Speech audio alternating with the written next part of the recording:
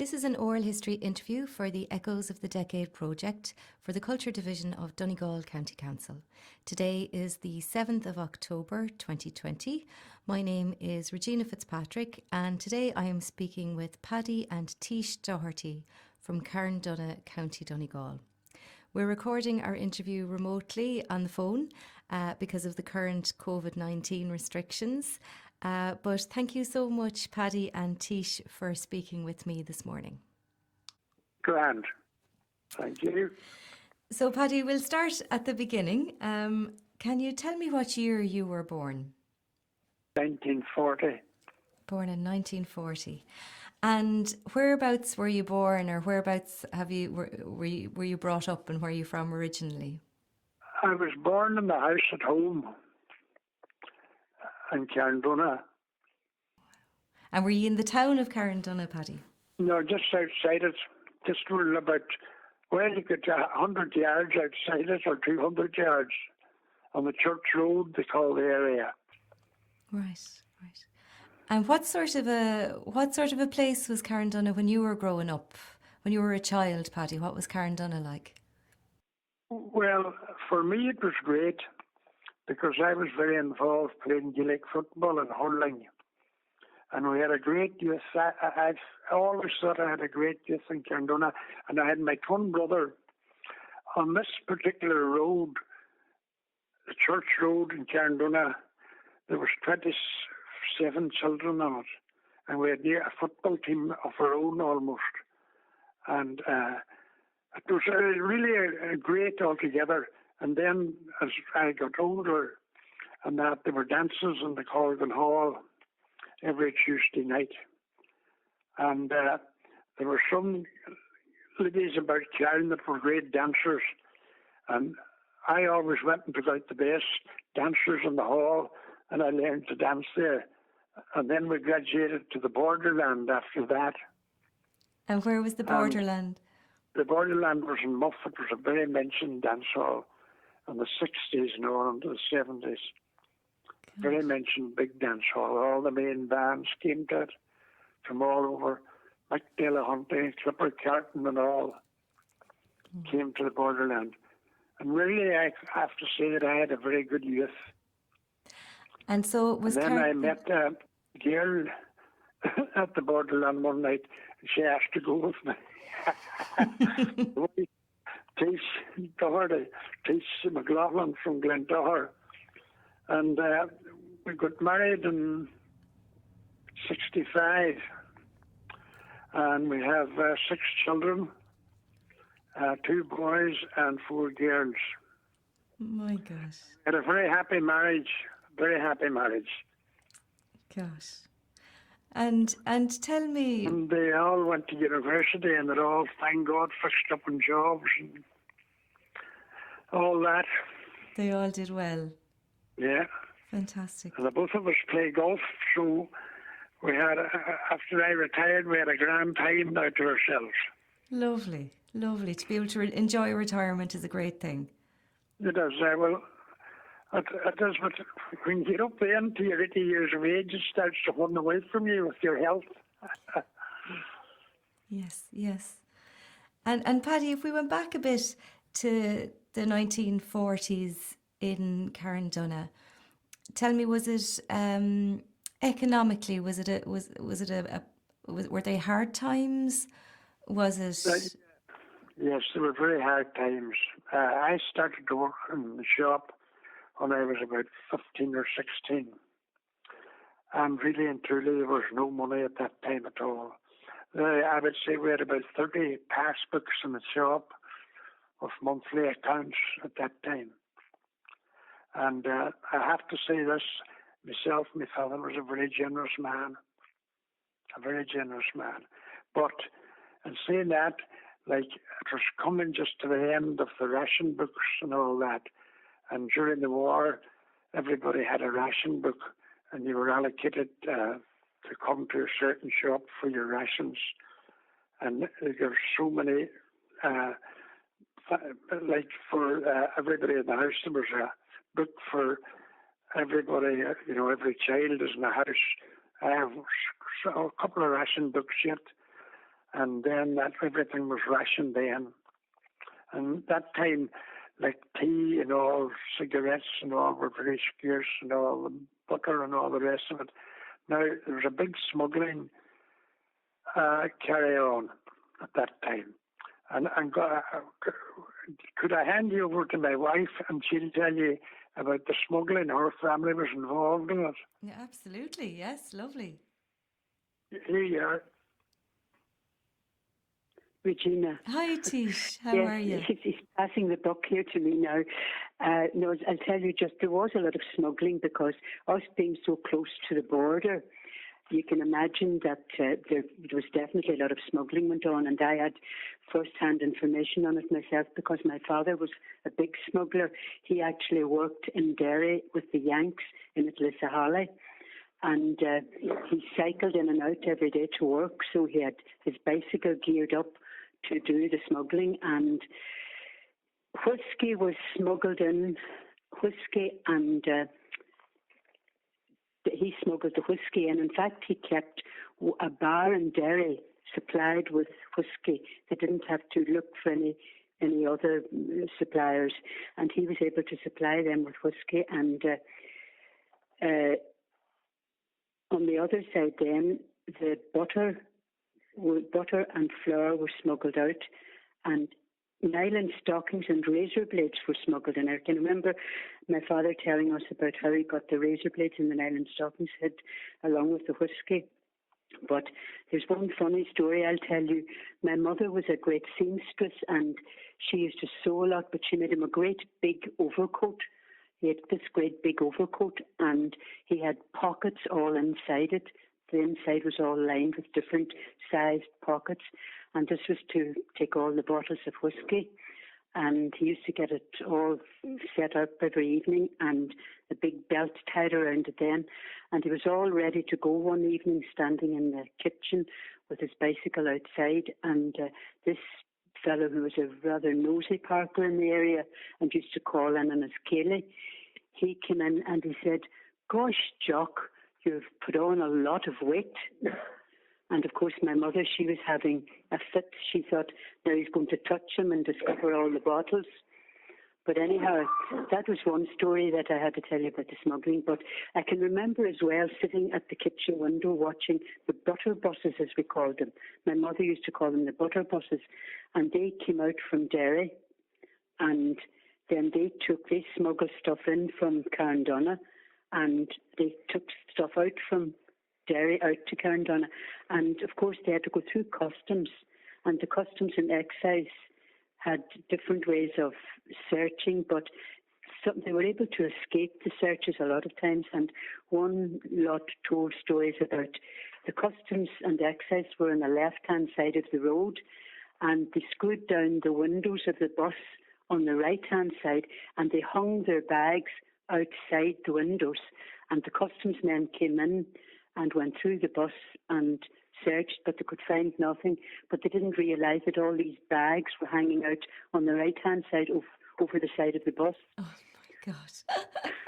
That's fantastic. And I can remember another time a lady telling about coming out smuggling butter, and she had put the butter into her clothing in some particular area, and when she went to get up, the butter was all running down her legs. And these are stories, like real true stories. And another lady telling about buying a lovely big woolen hat, and she put the butter inside the hat up on top of her head, and of course she was terrified that the butter would melt before she got through the customs. But smuggling was definitely a big thing. Another story my father told us was he was smuggling out a bag of flour one evening, and he had it on the bar of the bicycle. It was a full big 10-stone bag of flour, white flour, which was nearly impossible to get on the side of the border. And he had the bag of flour over the bar of the bicycle. And of course, he discovered the customs were following him. So he took to running round the side road. But as he was running, wheeling the bicycle with the bag of flour, a hole came in the bag of flour, and it was leaving a trail of flour right after him, which meant that the customs men had this trail of flour to follow him. So eventually he had to abandon the bicycle and the bag of flour and take to the fields himself. And that was the end of his bicycle and his flour. And Teish, tell me, what was smuggled from Flour. Carndonagh? So flour was smuggled out of the north into the flour south. and butter were smuggled out. And then nylon stockings, razor blades, and whiskey. Whiskey was the biggest thing. Whiskey and other spirits, they were smuggled in. And as I said, my father, he cycled 20 miles on his bicycle with this load attached to his coat, all these whiskey bottles. And he took in whiskey every day into that lady for her pub and dairy. And he was able to give enough supplies to her that kept her going, kept her pub open. And where did he get the whiskey from, Teish? Oh, you could buy it in Carndonagh. It was still available here. There was no shortage of it here, of whiskey. There was no shortage of whiskey here. And in fact, poteen was available as well. There was the odd bottle of poteen, because poteen making was a big, big thing here then, even though it was illegal, but still people managed to do it out in the middle of the hills here in Donegal. And poteen was very, very easily available here. And would this have been during the 50s and 60s, or what period would this have been? No, it was earlier than that. It was way back in the 40s. The 40s? Way back in the 40s, yeah. Because I was only a child. Like, I was only about 6 or 7 when all that smuggling with my father went on. I was very, very young. And was it a common thing? Were there a lot of people smuggling at the time? Well, I wouldn't say it was very common, but like, there were people made a good living out of it. Like, my father built a house. At the time, we were living in a thatched cottage then, a 2-roomed thatched cottage, when I was about 4, 5 and 6. And my father built a house, like a better house than, not a great house, but a better house than the one we were living in. And he built that with his smuggling, because he was able to, there was another story he told us, and it's a funny story as well. While he was working at Lissahalli with the Yanks, there was a lot of timber available that they didn't use or something, and he bought it from them, but he knew he couldn't take it out because it was prohibited as well. You couldn't smuggle out any building materials or timber or anything like that. And what he did, he floated it down the River Foyle. He put it into the river, into the loch Foyle, and he floated it. It went down the Foyle and it came in at Quigley's Point, which was on this side of the border. And he was able to salvage most of it, but not all of it. And that was how he brought the timber out. And he tells a funny story too. He was actually working at the house. Sometime later, he was cleaning a drain or something down along the road, and he was in behind the hedge cleaning the drain. And these 2 men cycled by on their bicycles, and one said to the other, "Isn't that a grand house your man built up there?" And the other fellow says, "Yeah," he says, "and I believe he smuggled all the timber from Derry for it." So it wasn't a very well kept secret. It was a very well kept secret. No, definitely not. So that's my story on smuggling, and the little anecdotes there along the way. Can I just ask you? I'll put you back to Paddy again now. All right. Can I just ask you before you go, Teish, whereabouts in Donegal were you from? I'm from the same place. I'm just 3 miles outside Carndonagh, and I was reared there. I was born up in my grandmother's house, and I lived all my life then up in Glentower until I went to the preparatory colleges. Now, that's something maybe that would be of interest to you. The preparatory colleges were set up to train teachers at the time, and I was put in for the preparatory scholarship by the nuns. I was taught by the Mercy nuns. They came out in their car out to Glentower, 4 of them every morning in a car from the convent. And they had a 3-teacher school in Glentower, and they taught us very well, I must say. And they put me in for a scholarship, which I won, the preparatory scholarship. And I went to Loreto College in Falcarra, which was a designated preparatory college for teacher training then. Now, the only thing I would say about those training colleges, they were great, but they were a bit unfair, because once you went into the training college at 12 or 13 years of age, you had to continue your course then to finish as a teacher, which meant that even if you didn't want to become a teacher, you still had to do it, because if you didn't do it, you had to pay back the money that was allocated for your teacher training. So it meant going to Falcara for 4 years, not 5 years as they have now. We did our Leaving Cert in 4 years because we were supposed to be well enough educated by the time we went into the college to have year 1 done. And then we went on then to Carysford Training College in Dublin, and 2 years training college there. And then you'd assign a guarantee that you would teach for 5 years in Ireland, which meant that you couldn't get married because the marriage ban was on then too, which banned all civil servants from working after all ladies working after they got married. And it meant that you had to teach for 5 years. If you didn't keep that agreement, if you broke it, if you emigrated to teach in another country, you had to pay back the money. Now, the reason being that we didn't have to pay back the money when we qualified all in one go. It was deducted out of our salary at £7 per week, or £7 per month rather. £7 per month was deducted out of our salary for the first 5 years after we started teaching. And until we had that money all paid back, we had to teach in Ireland. And it was a good way, but at the same time, I think a lot of people went into teaching who weren't really teachers as such. You know, it was kind of pushing people into teaching maybe against their will. And a lot of people ended up, especially men, I think, ended up not happy in their jobs, and caused, you know, a lot of depression among male teachers. Just as an aside, it was difficult to get a job when we came out because the marriage ban had just been lifted then. So what year did you come out then? I came out in 1960. I trained in Carysford between 1958 and 1960. And it was difficult to get a job, so it meant that all the married women who had been off, they were coming back, and all the teachers coming out of Carysford and Drumcondra was the other teacher training college in Dublin. Carysford and Drumcondra, St Patrick's and Drumcondra. Now Carysford has closed down. It has become a business school, I think now, the Michael Smurford Business School. But Drumcondra is still in operation. But it meant that jobs were very scarce, but we eventually got one, and we settled in all right, you know. And where did you work, Teish? Where did you work as a teacher?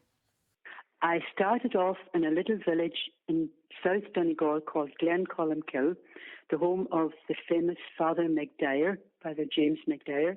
He was my first manager, and I taught in a one-teacher school with 42 pupils. I started off in a one-teacher school with 42 pupils. I cycled 6 miles out a bog road every morning and back in the evening.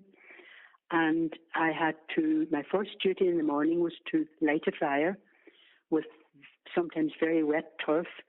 And then I had to put on a big flat-bottom pot of water and make a big pot of cocoa for all the children, for the 42 pupils. And the buns for the pupils were delivered by a bread van every day before lunchtime. And I was thrown in at the deep end. I can remember the very first month I had to do my monthly returns. We'd never been trained how to do up the monthly return, and it was a very complicated return.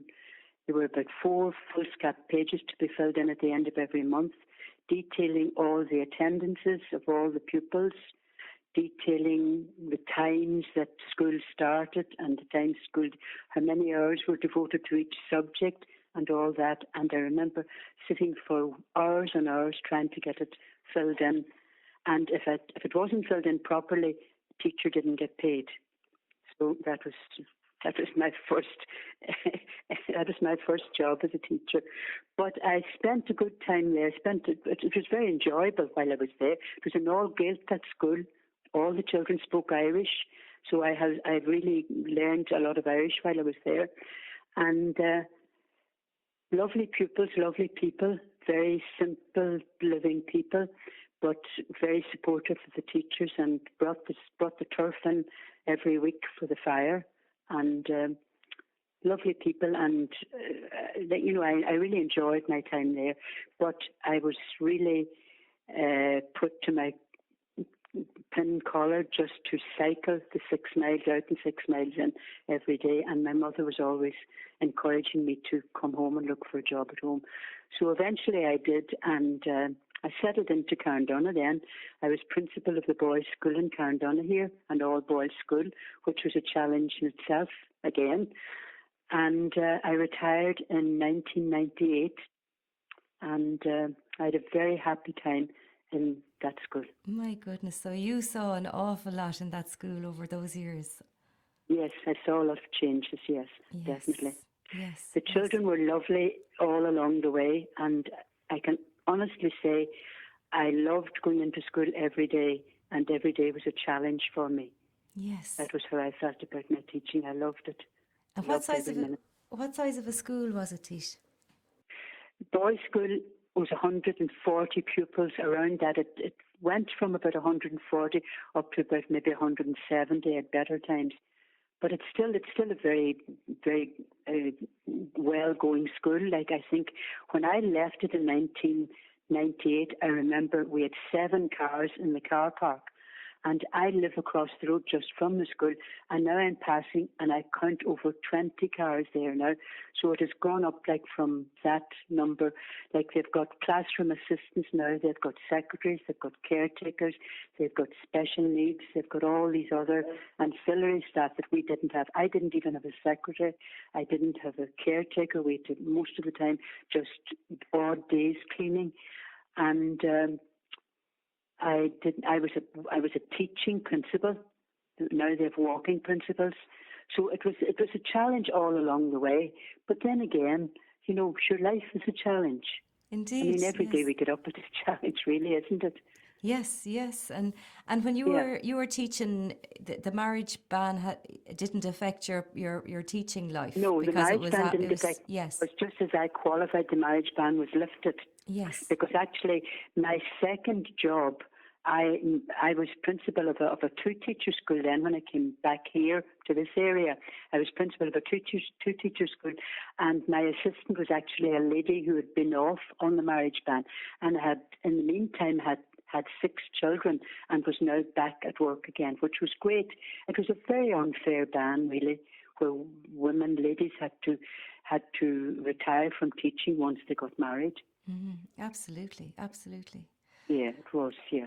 And would you remember, Teish, when you were, I suppose, teaching in primary schools, whether it be in Glencullen or in Inishowen, what were children taught about, I suppose, the history of that period, the revolutionary period? What sort of, how did that come into it? Yeah, the one thing that we always chat about this, our history ended in the 1900s. We were never taught anything about 1916 or anything further on. That was the strange thing. We had 2 history books, Star Chanachas na Héireann, Codja Hain agus Codja Dó, and there was nothing in them about the period after 1900. And this was when you were as a teacher, as opposed to when you were a student yourself. Like, as a teacher, even it wasn't taught. Pardon? And this was when you were a pupil yourself. Oh no, when I was a teacher. Oh no, it changed then along the way. Like, I think teachers themselves decided that it had to be taught. Yes. Teachers themselves decided. But the Department of Education didn't provide any books, or there was nothing on the curriculum to do with that period of history. And when inspectors came around, they never questioned children on that period. It was always a way back, far too far back. I thought, it should have been about the period that would have been more relevant for them. But it was a strange situation that they didn't. And as Paddy said to you, people didn't talk very much about that period at all. You know, I can remember my mother, the little bit that she did talk to me, she talked about the black and tans coming into their house. She lived up the way up in the middle of the hills, up in a very remote area, and that was where they would go, like, to search for people if they were searching for the people they were looking for. And she remembers them going into her house, and she said they just tore the house apart. They turned everything upside down. And she said the one thing she does remember, her mother had a pair of rosary beads hanging up on the wall, and they caught the rosary beads and they tore them. They just pulled them and broke them to pieces and then stamped on them on the floor. She said that stood out in her mind big time. You know, that was one of the things that she remembers her mother telling her.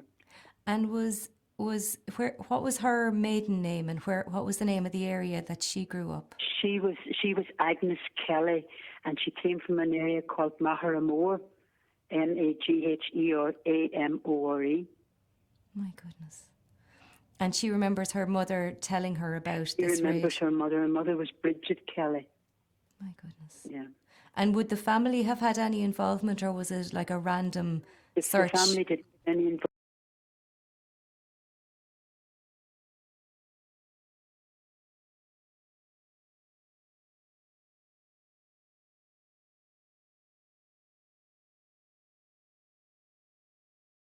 Gosh. And would that have shaped how your mother felt about England, or about, you know, would she have been political? My mother actually emigrated to Scotland then afterwards, and my mother and father were married in Scotland, and my father spent all his life working in England. So there was kind of a, you know, it was difficult to defend the whole thing because, you know, we relied on the £10 coming from England every Friday. We as a family. I was the oldest of 11 children, and we as a family relied very much on that £10 coming in the post every Friday, and we watched for the postman coming. But my mother and father, my mother worked in the local Tilly and Henderson's factory here in Carndonagh, a shirt factory, very, very up and going business, and employed over 300 girls at a stage. But during my mother's time there, the factory was actually burnt down. And after that, there was a period where there was no employment in for a while. And my mother emigrated then to Scotland. She went over to work in Scotland with her sister. And she went in to work in Dyke Bar Hospital. And she was doing terribly well and loved it and really loved working there. But when the time came around for her to do this exam, she had to tell them she was leaving, and she couldn't explain to them why, but they kept on asking her, you know, why was she leaving? And eventually she had to admit that she had no education, that she couldn't do the exam. She wasn't educated enough to do the exam. So she had to give up that, and she went then to work on a thread mill in Paisley. And they were married in 1938. My mother and father were married in 1938. And they were in Scotland working grand, but then the war broke out in 1939, and then conscription came in, and my father had the option of either joining up or coming back to Ireland. And so they decided to come back to Ireland. And I remember my mother telling me that she hated coming back. She wanted to stay, but he wanted to come back home. But she said that she was really depressed that time coming home, that she remembers coming home on the boat that night from Glasgow to Derry. And she said everything was in darkness because the war was on, and the boat had no lights at all. They weren't allowed to have any lights on. And she said it was a very stormy night, and she remembers lying on the bottom of the boat and the water just coming in around them. And she said it was the most horrible feeling she ever had in her life. But she came back, and they settled here then, and until about 19, I think I was 9 years of age when my father started then going over and back to England and to work again.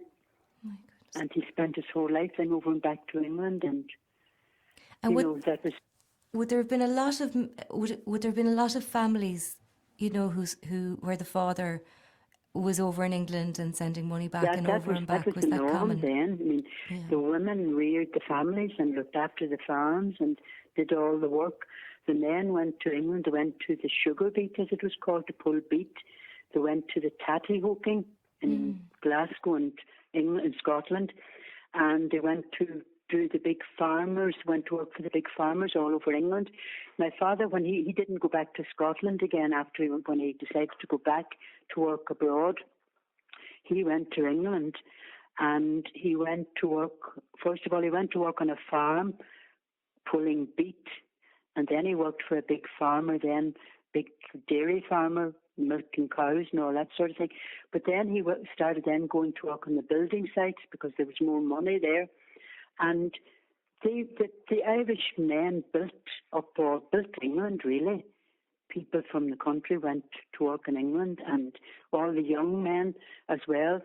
My father went when I was about 9, and then I had younger brothers. 4 of my brothers went with my father then to work in England, and one of them was only 15 years of age when he went. And times were very, very difficult for them because they were treated very badly. The digs they lived in, the women that gave them digs, they were only allowed just to go into their bedroom. They weren't even allowed to sit in the kitchen or the sitting room. Once they finished their meal, they had to leave the kitchen and go to the bedroom. My father always told us that. So they didn't have a very good life. But that's probably why a lot of them took to drinking and didn't do so well in England. A lot of them went off the rails. But again, a lot of men made a lot of money in England and did very well and sent money home to keep everything going at home. And as I say, that £10 coming in the envelope every Friday was looked forward to and kept us going for the rest of the week. And how would it have worked, Teish? Would a group of men have gone together and have already kind of lined up work, or would your father have gone on his own? Was it like, a group of people from the same area going to the same place? Usually what they did, as far as I can remember him telling me, they would go to a contractor and he would hire the men. He would look at them, they'd go in a group like maybe to a certain, say like in Birmingham or in London or Tilbury Docks, which where my father worked for a long time.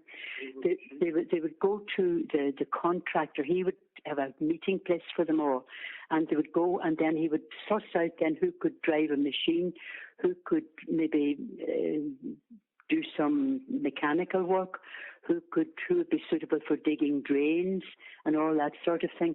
And they picked out the men then that he wanted, and he made a deal with the men about how much they would be paid. And then he would pick a foreman out of the group, and he would be in charge of all that group. He would have charge of making sure those men all turned up for work and that they were all paid at the end of the week and all that kind of stuff, My goodness. And this, to what decades are we talking about then that your father would have been going over and back? I was about 9 when he started going first. That was 1949. And he was going over and back now until my first child was born.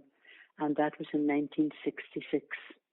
My first baby was born, and he was still going because I can remember him coming home to see his very first grandchild, and he had brought a lovely present of a little suit from England for him. It was kind of funny that he was coming from England with a suit for his first grandchild. My goodness.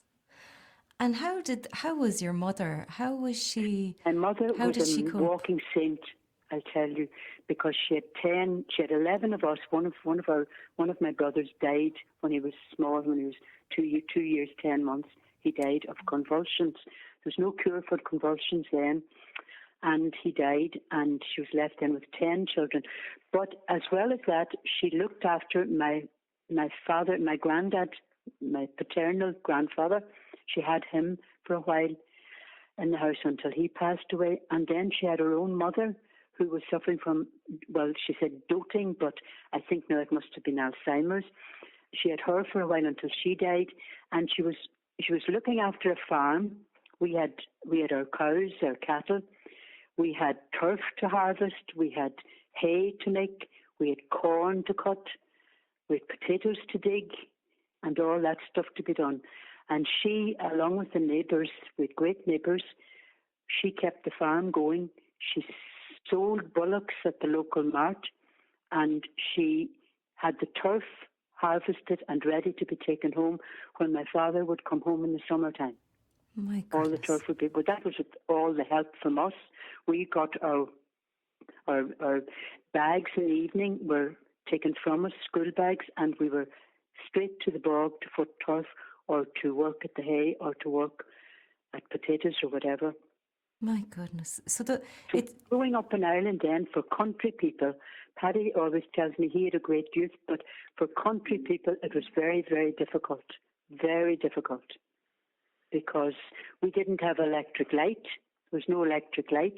I remember studying for my preparatory exam, studying with a lamp, an oil lamp for a while, and then with the Tilly lamp, you know, the old Tilly lamps, with those, and they weren't great at all, because if you happened to touch the mantle when you were lighting the Tilly lamp, the whole thing fell apart. You had no light. You had to get a new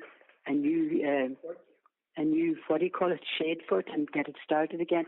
And the oil lamp didn't give off very much light at all. So it was difficult. And we did all that with no help from any computers or anything else. It was just, it all had to come from the books. It all had to be written by hand, and your homework had to be brought in the next day to school, and that was it. And as well as going to school every day and bringing in my homework, I had also to go to the convent, walk to the convent 3 miles every evening to have extra tuition, which I got from the nuns, which was very, very good of the nuns as well to do it. And I had maybe an hour and a half's tuition there, where they gave me extra lessons and things that I was going to need for this preparatory exam. And then I had to go home and do the homework and be ready for the next day. So life was difficult for us. My goodness. It was definitely difficult. It was difficult, yeah.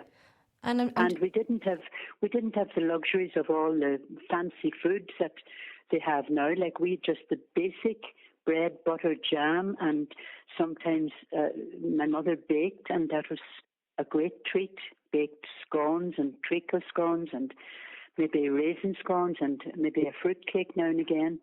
But that was just the way it was. It was very, very simple living, and we survived it, and that's the main thing, sure, isn't it? Absolutely, yes. And I'm just trying to imagine, Teish, your mother and all of the other women whose husbands were away, and that they were doing things and like selling cattle. They were and all big families then. I can tell you, our next door neighbours, now you listen to this, our next door neighbours had 23 children in the family. My goodness. 23 children. My goodness. And most of the families all had 10, 11, some of them, there was another family, 17, another family, I think, had something like 16, all big families.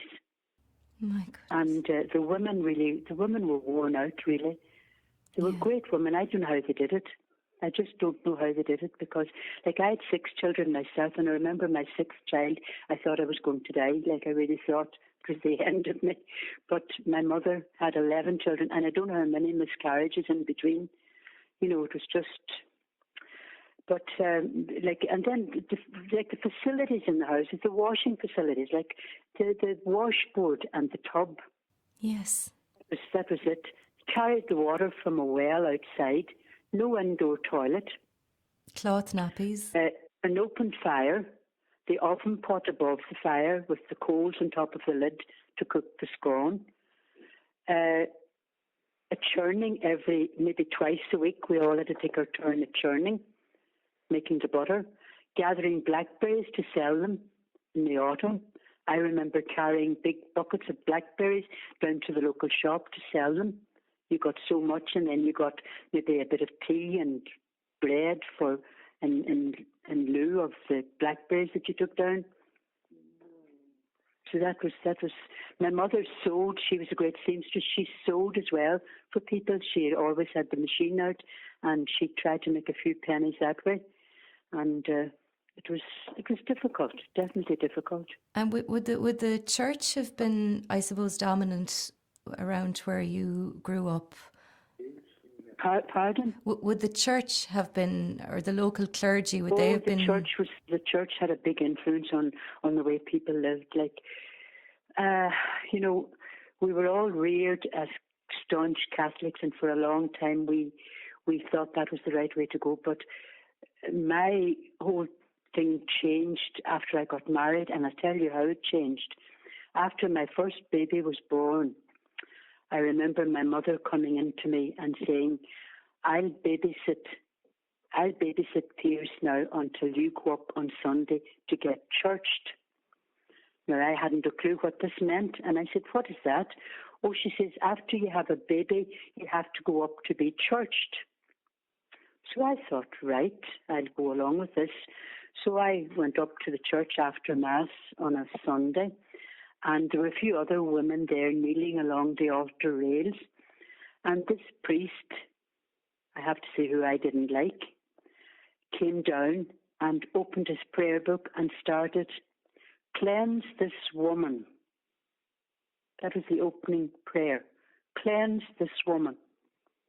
And I froze and I thought, why am I being cleansed? What did I do wrong? I just couldn't figure it out. And from that day on, I thought, no, this is not right. The church has too much power over us as mothers. You know, what we should do and what we shouldn't do. Because I suppose I'm just thinking with families of that size around the area in your mother's generation. That was the whole thing. Yeah. And like women were afraid to do anything out of the way in case the priest would come down on top of them. There was no respect for women at all then. And that must have been very difficult then or what would that have been like then for your mother, who had to, I suppose, fulfill the man's role in terms of selling cattle and farming and traditionally male roles? Would the church have... And, you know, she lived, like my mother and father both lived. My father lived to be 98, even after all his hard work. Like, he worked in England all his life. I have to say about this, he never drew the dole a day in his life. He never took any help from the state. And he was very proud of that. You know, he never did take any help from the state. He always worked at something. Even when his smuggling days ended and he was working in the north, he set up a wee bicycle shop and he fixed bicycles and he sold carabine, which was used in the lamps then. Carabine lamps were the only lights on bicycles then, and it was an offence not to have a light on your bicycle. So everybody came into our house to get the carabine to keep the lamp going on the bicycle. And he made money that way. But he lived till he was 98, which was great, and was really had his full senses about him up until the minute he died. My mother lived to 95, but she wasn't as lucky. She developed Alzheimer's when she was about 86, and she had a very bad few years then. You know, she didn't know anything. She didn't recognize us or didn't know who we were. So that was sad for her. But they were both in great health in spite of their hard work. Yes. They lived to be a great age together, didn't they? A long marriage. Yes. Yeah. And so they would have been still alive when the trouble started in the north. Oh yes, they were. That was a terrible tragic time for them, because they had lived through like both wars, you know, and it was very, very difficult. My mother, well, they didn't live through the first war, I suppose. They were born in 1913, but they were living through the results of the first war, and then the second war then, and then for the troubles to start in the north then was a big, but you know, they didn't talk much about it. They kind of left it to the younger people to do the talking about it. They would read about it, and I remember my father like reading about it and sitting saying it was terrible, but he didn't involve himself much in it. I think he tried to detach himself from it. You know, he tried to keep away from it altogether. Yeah, it's difficult for people, like you say, who had already lived through conflict and hard times, and yeah, definitely, yeah. And when you were teaching, would you have been teaching then throughout the troubles in Carndonagh? I was teaching, yes. I was teaching all during the troubles, yeah. we were married in 1965, and that was just around the time when the Troubles were kind of starting to break out, and they escalated then after that. And I can remember my husband going into Derry to different marches and things, and you'd be terrified of anyone going in at the time, but people felt that they had to kind of support it a little bit. But then as it escalated, people withdrew and didn't get involved anymore because they could see it was getting out of hand. And it was a terrible time because, like, even travelling from here down to Dublin, I can remember travelling with I think maybe it was 5 children I had at the time, the youngest wasn't born, travelling down, and I can remember sitting at a checkpoint at Auchnacloy in a big long line of traffic. Now we had to go through 2 checkpoints. We went in over the border at Muff, and we came out at Auchnacloy. And I can remember sitting at Auchnacloy, and the British soldiers were standing in front of us, and one of them as I was coming up to the checkpoint, one of them had a gun just directly pointed at my car. He was standing just in front with the gun just pointed directly. And one of the children said to me, "Mammy, why is that soldier pointing the gun at us?" And when I drove up to the soldier who was interviewing people as they were going through, I said to him, I said, "Excuse me," I said, "I take great exception to that soldier standing there with his gun pointed at my car. My children are afraid." And he says, "Mum," says, "I'll convey your message to my officer." And that was all I got. But they were terrifying times, all right. And if you were put on, like sometimes they would have a detour, and you'd be sent away around all these back roads, and you'd be driving and driving and driving all down these back roads, and you'd be wondering, where am I going? Where am I going to get out? And you'd be just terrified until you got out onto the main road again, because the UDR and all those were active then too, and you wouldn't know where you were going to be taken in.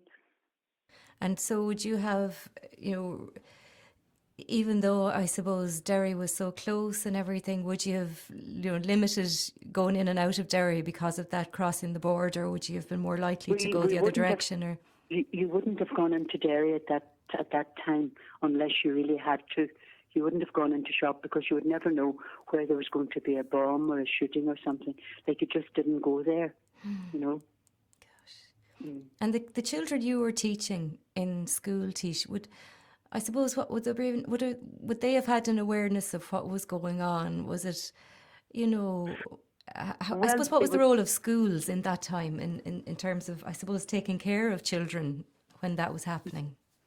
Well, we tried to shield them as much as possible. Like, it wouldn't have been discussed in school. You try to shield them, and you wouldn't be kind of bringing it up much at all. Maybe the children themselves might say to you, "Oh, please, miss, there was a bomb last night," or "Please, miss, there was somebody shot," or something like that. But there were a lot of atrocities committed out here as well. So, like, we had a couple of very bad incidents here in Ishone, where a boy and his girlfriend were picked up in Buncrana and driven up to Bridgend, and they were shot and left in the laneway. That was a terrible tragedy. That happened on a New Year's Eve night. And then there was a young boy travelling to his work from the north, travelling from the north out here.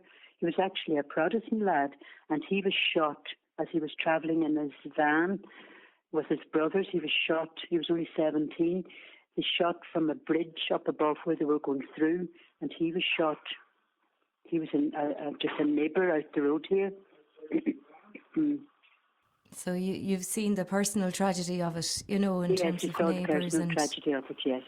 Well, I put you back on to Paddy again, Regina, Thanks. to finish his lovely discussion. Thank you, Teish. It's so lovely talking to you. Thanks a million. So, Paddy, you were telling me about growing up in Carndonagh, and your parents would have had a shop in Carndonagh itself. That's right, yes. We're the only news agency in the town. Right. And what sort of things were sold? Would you have sold in the newsagent? Would you have sold groceries and groceries and newspapers and the magazines. We had a very big newsagent.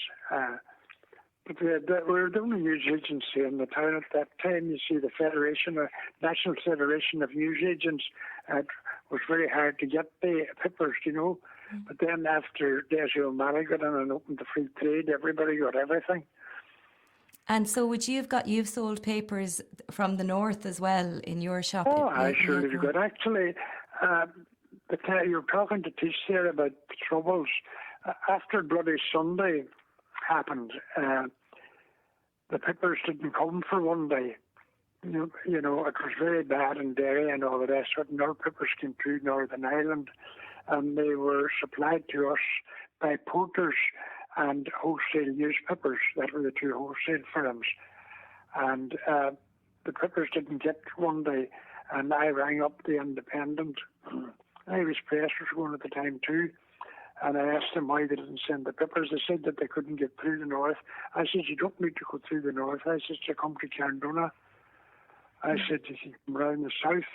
The circulation manager of Independent didn't even know that. My goodness. And the next day, then, you see, everybody closed for a day, but we had a crowd of boys about the town that thought they were IRA men, and they closed the town down for 3 days. And I got the papers, and I sat out in the car from 9 o'clock in the morning to about 7 in the evening, and just selling the papers out of the car, out of the bit of the car, and then the car. For 3 days, while that was going on. My goodness. So there were tense times then, Paddy. Very tense times. Yeah. Very, very tense times. And he's talked to you there about that Boyce and Porter that was killed up. They were picked up on the street in Carndonagh, and they were killed up at Bridge End. And it was an awful, awful death altogether the girl had, as far as I'm told. It was on New Year's night. Now, it was very bad round here after that. You could cut the air with a knife, it was that tense. Around what year was that? I thought it was Boyce. I don't know. 71, I think. I'm not sure, but I think you need to check that, but I'm not sure. But it was...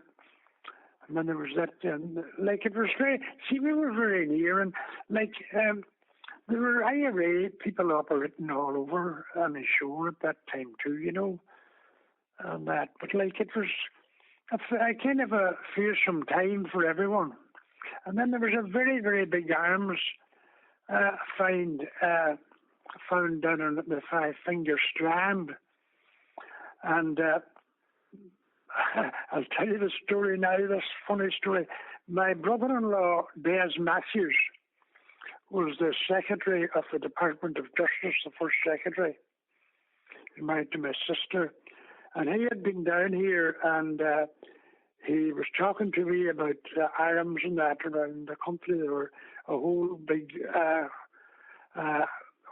search on for arms and all that, And he asked me one day, I says, would there be any arms around here? He was down his holidays. I says, no, I don't think so. I wouldn't know and that, do you understand me? But he was back then in the office, and what did they call the Doherty fellow from Carndonagh was the commissioner of the yards at the time. He was from Carndonagh, Doherty. And this find was found down on the Five Fingers, and he went into the office to tell Des about it. He was the secretary of the department at the time, and he started pointing at him. After Des says, I swam in the place many a time. He says, I'd be down in my holidays. So that was all right. When things settled down in the department that day then, he phoned me about 3 or 4 o'clock, and he says to me, of course, I'll up a Paddy and all the rest. And he says, of course, there'd be no arms down around on the show, you told me. And I said, I didn't know they were there. He says, well, I'll tell you now, they're all over the place, he says. My goodness. I said, they're all over the place, he says. But there was a very big arms find found down there. My goodness. was it as a parent with, children, Pardon? as a parent, Yes, with children growing up, and I suppose seeing other people's children get involved. yes. Um, was that a challenge? Well, you see, you really didn't know who was involved. You know, you really didn't know who was really involved. And then you'd be very surprised, like, times if you would hear who was involved. And the people were very, very cautious.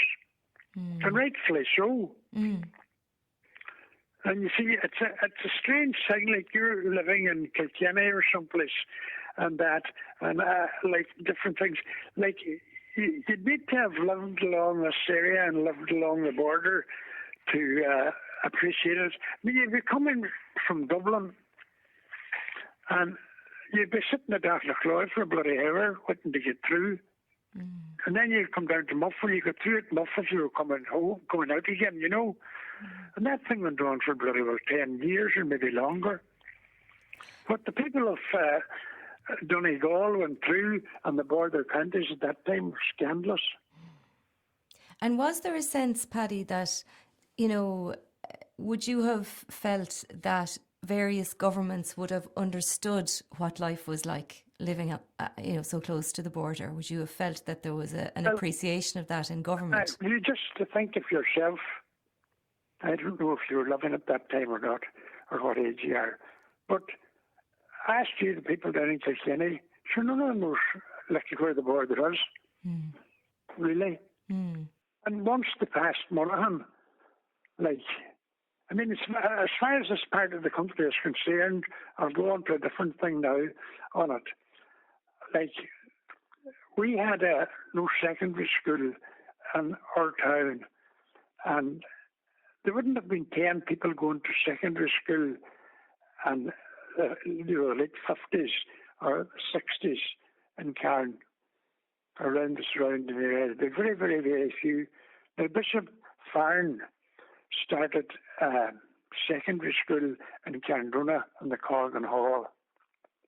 And that was one of the greatest things that was ever done for this part of the country. And that was in 1960. My goodness. And that's the first secondary school. Now, we had a vocational school, which was very good, but you couldn't finish to go to, you hadn't the full course, you couldn't do your leaving in it. But they were bringing it up. But at any rate, the school started, and that was from 1964, and that was one of the greatest things, in my opinion, that ever happened here. Because people couldn't afford to send their children, like to St. Columns and St. Eunan's. One of them was in Letterkenny, and the other was in Derry. There were very, very few people. And the college, and then there was a nun up in the convent, the name of Sister Eugenius, and she started a junior top for the girls against the bishop's wishes. I'll just hand you over to Teish for a second here. She'll tell you. Yeah, please. About Bishop here. Yeah, just to fill in that bit of the education bit, Sister Eugenius was a great nun. She was from Galway. She taught in the girls' convent school, and she just, after the boys got the college going, she wanted a place for the girls. So she went up to the bishop and she said that the girls had to have a school as well, that the boys couldn't just be singled out. And the bishop refused. He said, no, he says girls don't need to be educated, meaning that they had one mission in life, and that was to get married and have babies. And she didn't stop at that. She went to the Department of Education and she told them of her plan, and she wanted to find out if she could set up a junior top, a junior secondary, which meant that when the girls finished 6th class, they could go on, and she would do first year with them and second year, and hoping that eventually they would be able to do their leaving cert and all. So she got permission from the department and got the school going, and that's how the secondary school for girls came about in Carndonagh. And then community school was built, and then all was amalgamated into a big community school, which at one stage here had 1,700 pupils in it. It was the biggest community school in Ireland at one stage. It involved the secondary top from the girls' convent and the boys' college from the Colgan Hall and the technical school. Those three were amalgamated to form the big community school in Carndonagh. Now, it has since reduced to 1,000 pupils or thereabouts because they built one in Moville as well, and that hinterland then was catered for by the community school in Moville. And around what year was Sister Eugenius? Did she start that up? Eugenius was in the convent when I was going down to the convent for my tuition for my preparatory exam when I was 12 years of age. Sister Eugenius was a young nun in the convent then. She was a great lady, a great teacher. She taught maths and history, and she was a brilliant teacher. She ended up going to the community school, and when the community school opened, she left primary and she went into the community school to teach maths. But she was a brilliant teacher and she had great foresight. She saw that the girls needed education as well as the boys, and did her bit to get that set up.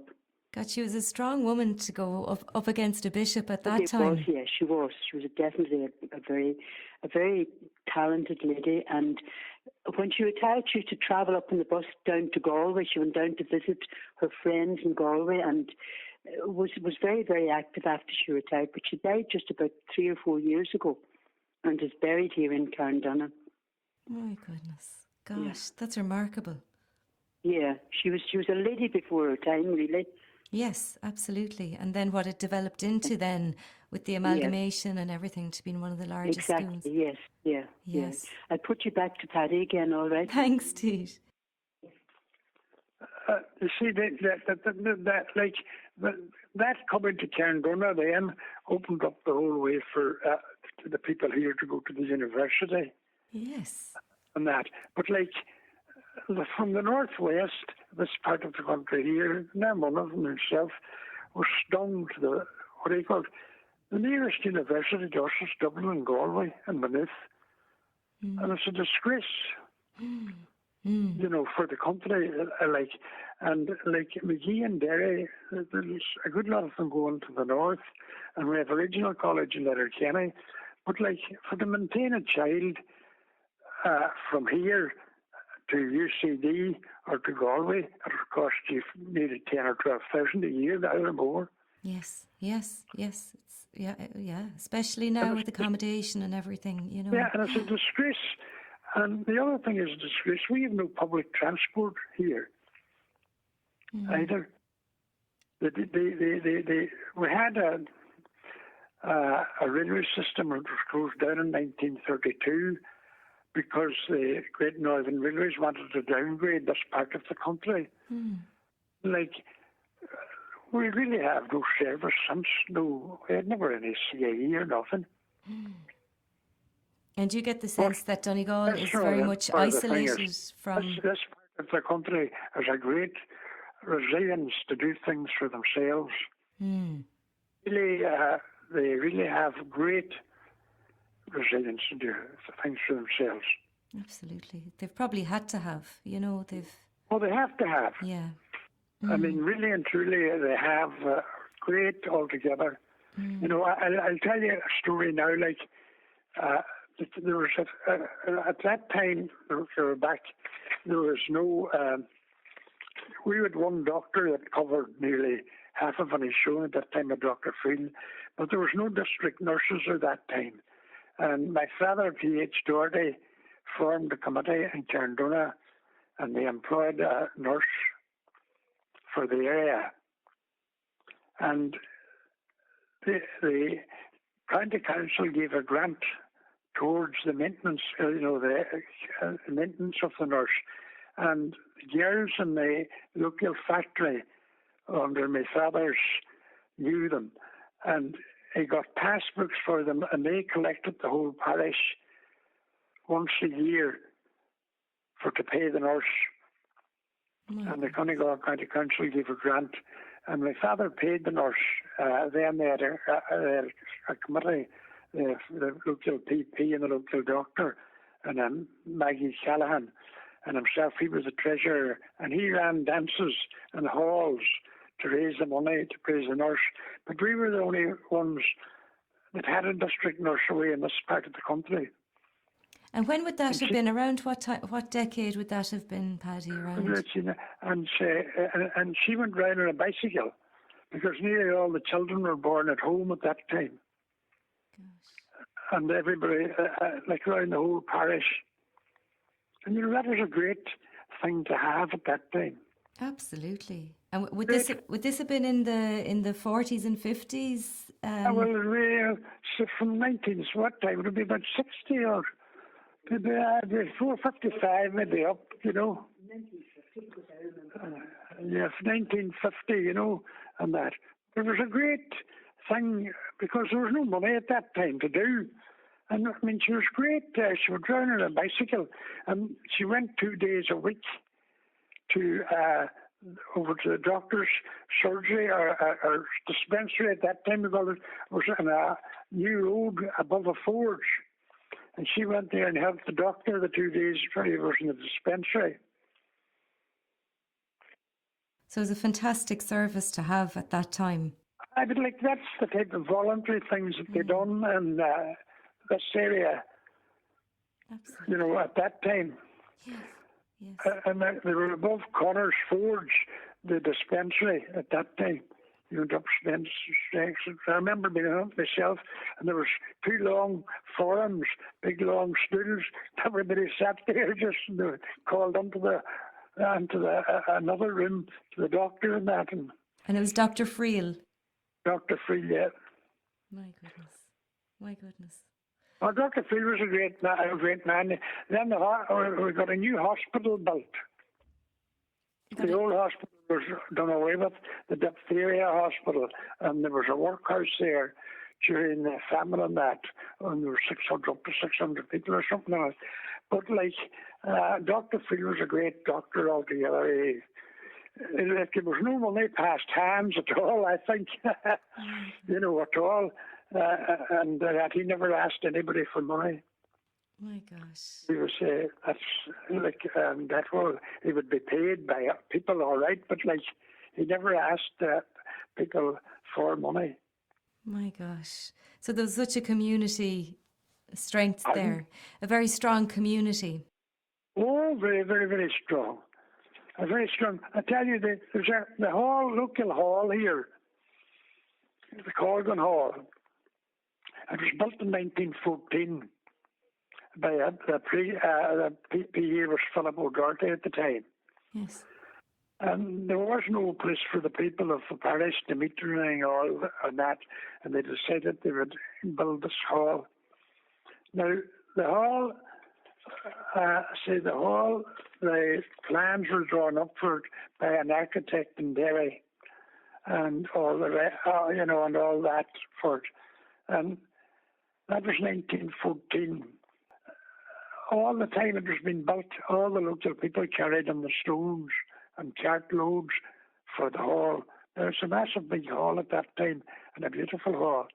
And the technical school was started, and that vocational school, I think it was sometime in the 1930s, a vocational school was started in it. And the whole thing was built within the year. And you want to see the craftsmanships in that hall. Now, there's a local committee started to renovate it maybe about 10 years ago now, and they spent over $500,000 on it. And the money, the loan cleared for the hall, and it's used for everything. There's all sorts of things goes on in the hall. It's a kind of a community centre. There's jam and badminton, building classes, everything like that. It's all held in the hall. And it's named after John Corgan, a Franciscan monk that came from this area. Very good, very good. And he was involved with the Four Masters as well. Wow. Gosh. And he was to Louvain that he went to and was educated there as well. My goodness. So there's all sorts of things on here, and in 1955, the people of Glengad, that's a small fishing village outside of here. And now there was very little money here because I remember starting to work in the shop at that time. And like my father and a local councillor, my father's name was Teish Doherty, and the local councillor was John Kelly, and another man by the name of James Boggs went to Glengad and set up a development committee meeting to try to house the people of Glengad in a small little village down in Glengad. And the main purpose, they went to train householders to build themselves new dwellings. The majority of the householders were poor fishermen and small farmers who would not be able to meet the rent charges if the dwellings were erected by the local authority. Now, they went down and started that committee, and a local man down there, Pat Collins, gave the shade to them for to train, and they got a teacher from the vocational school by the name of Seamus McLaughlin and Philip McLaughlin to go down and help them, and they held night classes twice a week down in the shade of Collins's. And Mr. McLaughlin, he lined out all the houses for them, Seamus McLaughlin, and went down and taught them to make the windows and the doors. And the Utility Society, you got a better grant if you built it through the Utility Society. And my father was chairman of that, and he got the people to try and do the woodwork themselves, and they made the doors and the windows for it. And they made arrangements with local suppliers to supply them with timber and different stuff. And the grant then came to the secretary of the Utility Society, who paid the merchants for the stuff.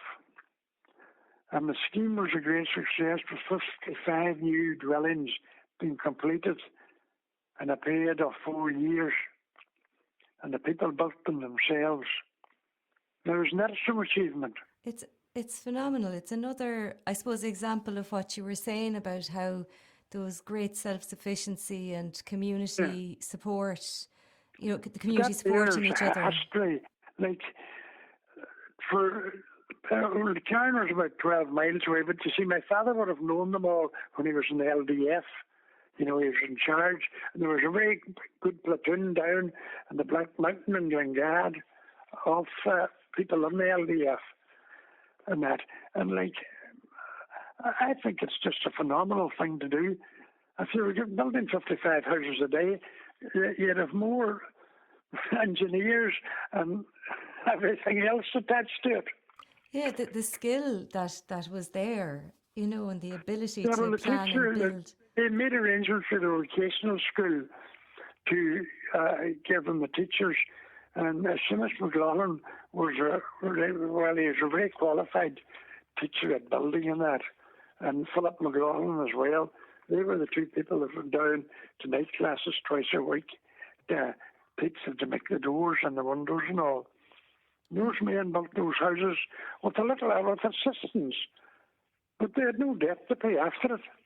My goodness, that's extraordinary that could, that community You can't believe spirit. that could take place, would you? When would this have been? Around what time would this have been? 1955. 1955. Oh my goodness. Yeah, which was a poor time as well. Those are harsh times economically, so that would have been a huge. Well, there wasn't a penny about. Yes. Yeah. In 1955, there wasn't a penny. My goodness. Nobody had any money then. Yes.